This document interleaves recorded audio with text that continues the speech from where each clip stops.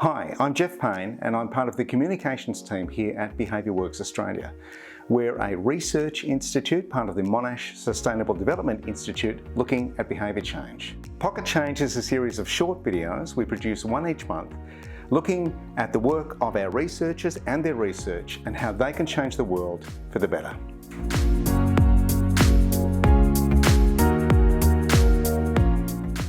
Hi everyone, Jeff Payne here. This time I'm talking to Dr. Peter Slattery about gamification. Peter, what exactly is gamification? So gamification is the use of game elements, so badges, leaderboards, points, all these sort of things in non-game environments with the aim of trying to improve various types of behavioural outcomes. So why does it work? Well, gamification, so what gamification does is it increases people's motivation. First, their motivation to engage with a particular activity, because now it's being presented as a game, it seems more fun, it seems more attractive. And then also to successfully complete the activity, because you've got all these elements added to it now. Like, it's being gamified in such a way that makes it more fun. It's been, there's been points added, there's been rewards added, so that now as you're going through the process, you're enjoying it more, you're less likely to drop out of it or feel like, oh, this isn't worth doing. So what's a mundane task that's been gamified successfully, for instance? Well, one that comes to mind, well, two come to mind, I suppose. I'll speak to each first, speak to each in turn. There's this app called Run Zombies Run, which has gamified the process of running by creating this narrative that you're running away from zombies. So, you're running and you can hear the zombies come behind you, and there's all of these various goals that you're aiming for. So it's trying to make the whole experience more rewarding. There's also this website called Code Academy, which is gamified the process of learning to code. So as you're learning to code, you have all these small tasks that are organized kind of a bit like quests or things that you're trying to achieve, and you get points for each, and you have like badges for doing different things, and kind of a sense of like progression through the points that you get and the badges that you collect. And in a way, we have trained a generation in believing that there is rewards, badges and progression through information that you've learned. Once you've mastered something, you get a reward for that? Yeah. I mean, this is an interesting debate. Maybe our generation is different. Yes, I suppose maybe our generation has been exposed to more of this from a younger age. Those of us who've grown up with games, who've grown up with levels and bosses and different sort of things, and progress bars as you move through the levels. So perhaps, it is. What would you say? Yes, a sign of the times. It's also a way of saying that there is a way of presenting interaction and information that does not have to be text-based. There's other ways of engaging people's attention.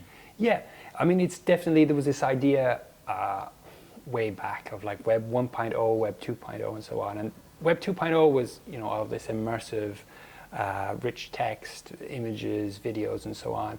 And definitely I think as we've progressed in our design of technology, we've started to realize that what we're really doing here is we're kind of making an offering. We're saying we're going to give you this sort of experience, and in turn you're going to give us your attention, and we're going to like give you information and try and like get you to buy things or do things, etc.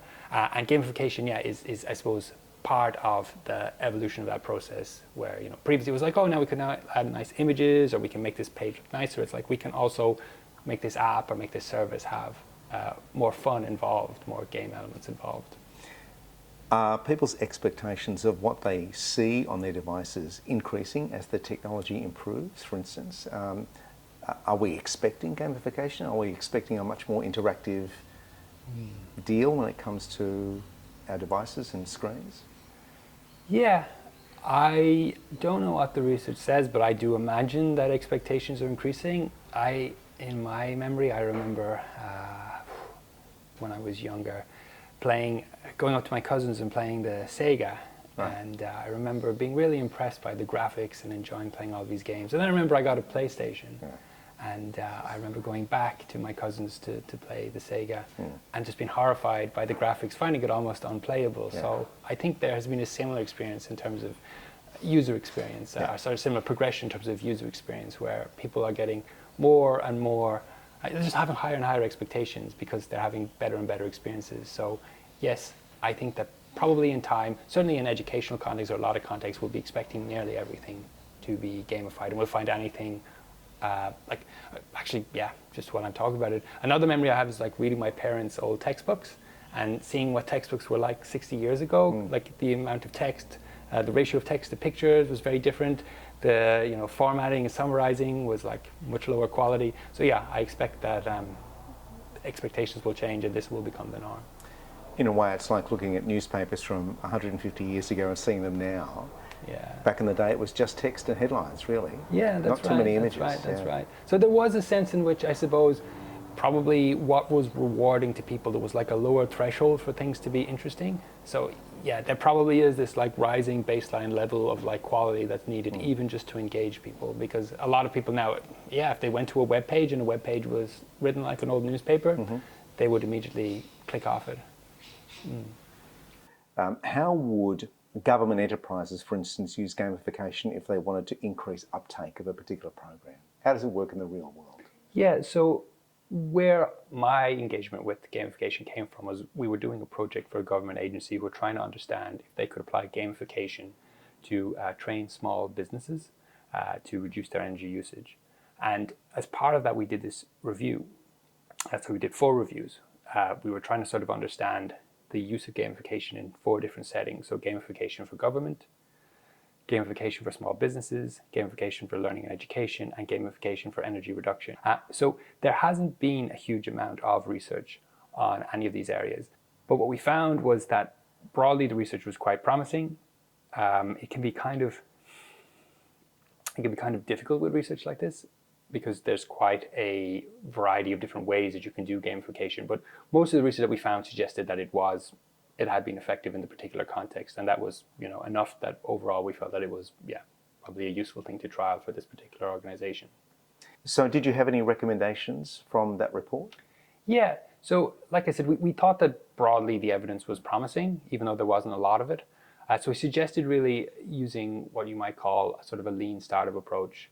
So he was suggesting that in advance of developing the learning management system, they should go and they should read work from other similar like initiatives. We're suggesting that they like try it with a small audience, talk to a few people in their target audience, figure out, I suppose, what they're doing, what sort of devices they use, their sort of general level of receptiveness to this. So in this case, it was small businesses. So, you want to be talking with small business owners, and then you start to just test it with a small group. Come up with something really basic, come up with some sort of key assumptions, like will people use this? Will they find it enjoyable? Will we see these kind of outcomes? Test it with a small audience. If that's effective, scale it up. We were most, I suppose, confident about the idea of using feedback as the first gamification approach. There had been a decent amount of research suggesting that giving audiences feedback on their energy usage had convinced them to reduce their energy usage, so we thought that could be promising. So we suggested maybe starting with that, and then maybe seeing if they could add other things on top of that. I suppose testing if that worked. If that worked, then maybe adding more of it, or should we say scaling up to reach a larger audience, and then maybe with further positive feedback, adding in other techniques.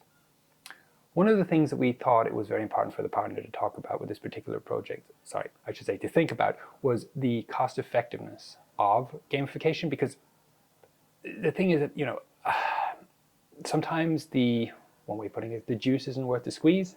You might put in all of this effort to add all of these elements, and then you might find out that you're not actually going to get enough of a return. So we were really encouraging them to think carefully about, if you're trying to reduce energy usage for small businesses, well, how much are they using now? How much do we think they'll use if we add gamification? Because of course, when you do that, there's going to be all of these costs, like you have to figure out which game elements you're going to design. You're going to have to figure out how they're going to fit into the existing, shall we say, user experience. And you're going to have to then develop and implement the technology and all of the related things, the narratives and all of that, and the communication around those particular things. So we thought that was really important for them to think about. So gamification is a lot more complex than putting electronic bells and whistles on information. There's a lot to think about. Yes, and I think that was a crucial thing that came out of the review as well, is that if you do this badly, well, it's embarrassing and it's counterproductive. Great. Thanks, Jeff. Thank you. Thanks for watching. If you'd like to know more about our research projects and the courses we do, you can visit the website at behaviourworksaustralia.org.